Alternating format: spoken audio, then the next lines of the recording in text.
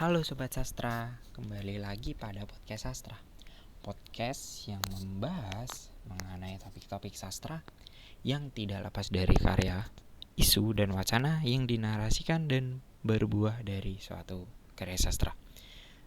Wah, gak terasa nih, kita kembali lagi untuk membahas isu-isu seputar karya sastra, yang dimana kali ini aku akan membawakan sedikit narasi mengenai polemik identitas manusia modern Eropa dan pribumi Jawa dalam tokoh Minke pada film Bumi Manusia.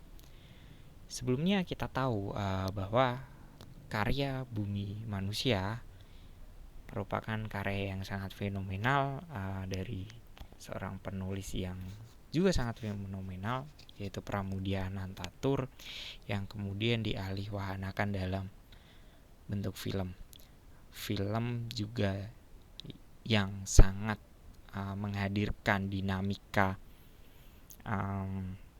peradaban dalam era kolonialisme.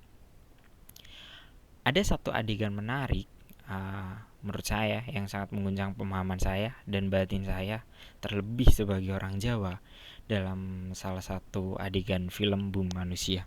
Pada saat tokoh Minke bersimpu di pangkuan ibunda, saat ibunda memberi nasihat sekaligus juga kritik kepada Minke atas dirinya yang kehilangan sifat-sifat kejawaannya dan lebih condong pada sifat-sifat modernitas Eropa, yang mana pada saat itu juga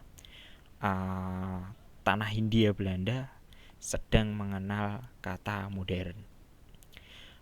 Dari sini mengingatkan saya pada satu pepatah Jawa yang berbunyi wong Jawa kok ilang Jawane, atau yang berarti orang Jawa kok kehilangan Jawanya, atau orang yang kehilangan identitasnya.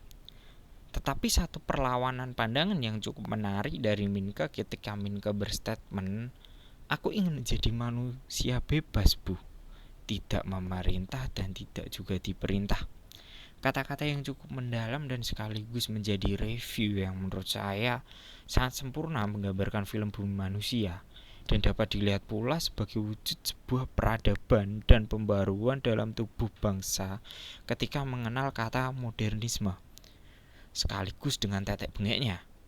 Segala aspek disasar pula, baik sejarah umat manusia dan seluruh alat peradaban yang tercipta untuk saling bekerja dalam peradaban baru.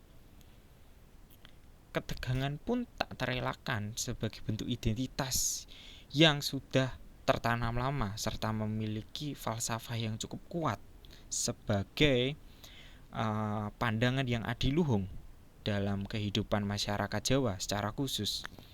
Namun tak menutup kemungkinan sebagai manusia yang dinamis dan seorang pembelajar, menjadikan apa yang baru sebagai bentuk kemajuan baik dalam diri, lingkungan, hingga cakupan yang besar dalam perjalanan umat manusia dan membentuk peradaban.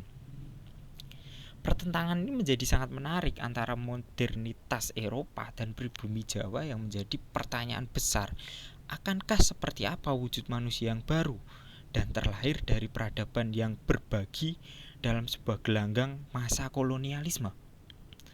Kemanusiaan ditekankan sangat erat di dalam film ini, menjadi sosok manusia yang sejati dengan tergambar pada tokoh Minke, meski dalam pertentangan identitas dan di sisi lain sebagai penggalian makna akan wujud manusia yang baru dan sejati dalam film Bumi Manusia.